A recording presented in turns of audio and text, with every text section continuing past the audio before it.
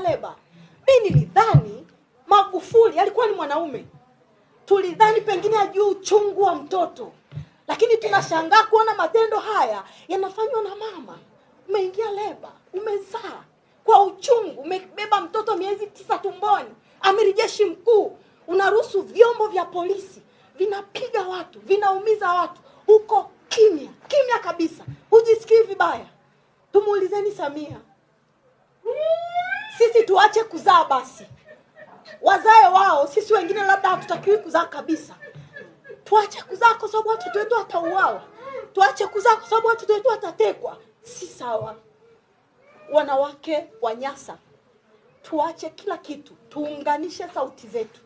Tuulize, tuonyeshe hasira yetu kwa yule mama kwamba wewe ni mwanamke mwenzetu. Hii unayofanya sio sawa. Sio sawa hata kidogo. Koni waombe sana Wananyasa. Haitakuwa rahisi. Haitakuwa rahisi. Kilichofanywa mahakamani juzi hakijawahi kutokea kabisa. Lakini leo kimetokea. Na hii ni indicator kwamba mwaka huu hakuna uchaguzi. Hakuna uchaguzi. Yule mama kwa namna yoyote ile hataki mwaka huu kuwe na uchaguzi. Sasa tutakubali kwenda kwenye mazingira haya? Hii kesi wametengeneza wenyewe. Lijitu libaya kama lijitu lihaini. Wamelitengenezea kesi wenyewe. Wanaogopa watu kwenda kumwangalia haini. Wanaogopa watu kwenda kusikiliza kesi ya mtu anayemuita haini. Ni jambo ambalo haliwezekani. Kwa ni waombe wanawake wa Nyasa.